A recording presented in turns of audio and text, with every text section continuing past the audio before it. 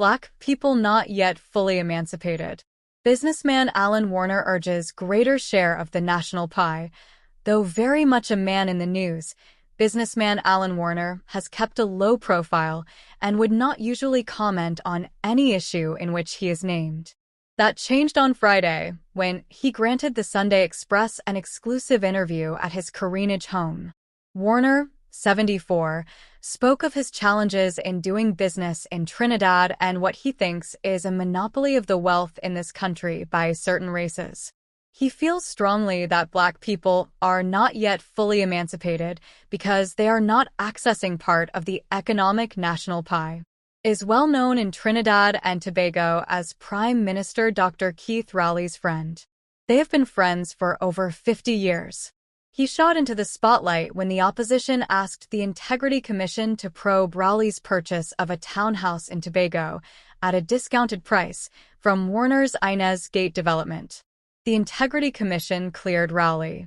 And recently, WhatsApp messages between both the Prime Minister and Energy Minister Stuart Young, former National Security Minister, and former Police Commissioner Gary Griffith were made public, showing they both inquired into a firearm user's license, FUL, and blasting license for Warner respectively.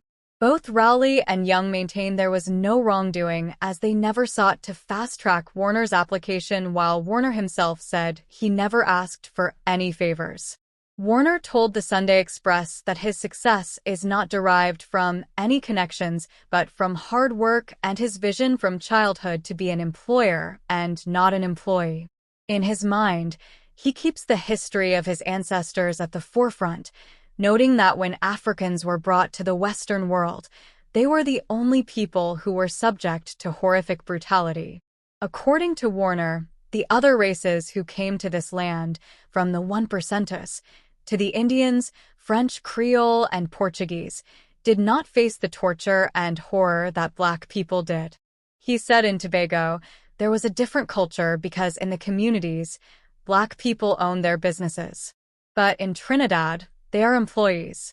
Warner made it clear that he has no problem with the success of the Syrians, Indians, and others, but what I have a problem with is that there is a national cake and, to some extent, I am at a disadvantage because of the mind thing, and for the Black man to get out of that situation, something major has to be done to change the thinking.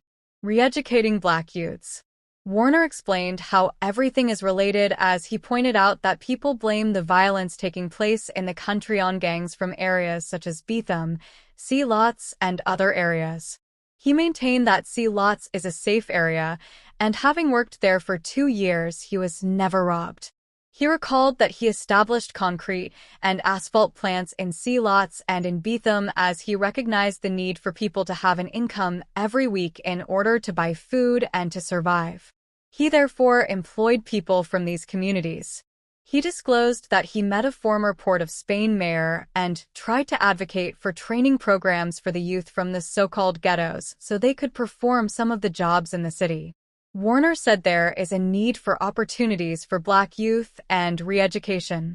He noted that African Emancipation Day was celebrated on Thursday, but he did not want any part of it. Why?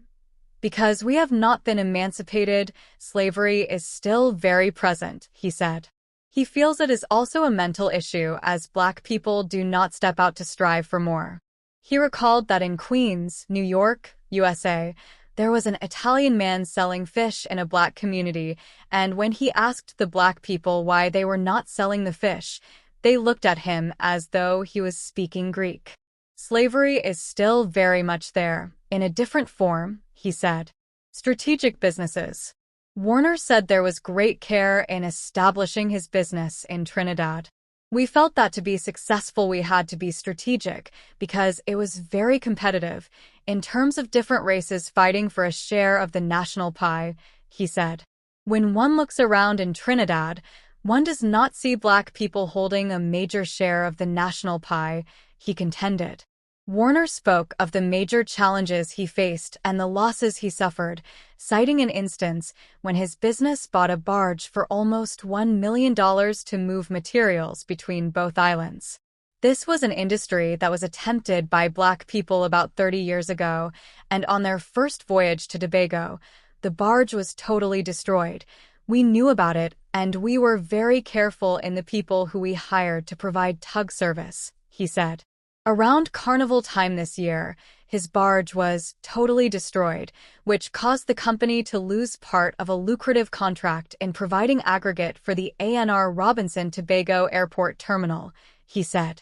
On the monopoly of businesses in Trinidad by certain races, Warner said, "It is a dangerous thing for a country where 34% of the population is excluded by whatever means from this national pie." Questioned how he would respond to critics who might argue that the Prime Minister is a Black man and the People's National Movement, PNM, has been in power for the majority of years since independence, Warner said the issue lies deeper, in the mental conditioning of people. The PNM is operating in a space where we still on the plantation, he said, adding that what needs to change is the mental thinking of Black people, where they need to come to the table with a knife and fork and also recognize they can partake of the national pie. This, he said, is not an easy task as nobody is going to hand you a gold spoon. He said this shift can start with the generational transfer of wealth and evolved thinking. In the Black community, the Black man says, "This is my business." In the other communities, the Indian community, the Syrian community, they say this is not mine. This is a family business that is used to educate the children, and it is used to transfer from generation to generation. Warner pointed to the success of the Bagwansinghas empire as one that is admirable. "I think our community, we need to look at the creation of wealth. It is not something that belongs to the individual. If you get there, you have to be able to make that sacrifice as was done by the other people," he said. Conditioned to be employees, according to Warner, in Tobago, one mistake people make is educating their children to be civil servants. "So you took the money from this business and you taught them. You now send them to be slaves, whereas the other communities, you don't see that," he said. He said when he told his mother he wanted to study shoe technology, she asked him why he could not become a teacher. "And there is the slavery still there because Black people are being conditioned to be employees," he said. Warner said he instills in his 5 children the tenets of business, and all of them are involved in the family's enterprise. He said his 8 siblings have always also been collectively involved in the family business. Warner noted that years ago there was a time when Black males won scholarships, but today that has changed. He said the Black people of this country need to understand that they must break the mental slavery and aspire for greater. "This path," he said, "will be filled with struggle, but though education and training there can be success. My advice to the Black youth is to try and identify what is your role and purpose on this earth. What are you attracted to? What do you enjoy doing?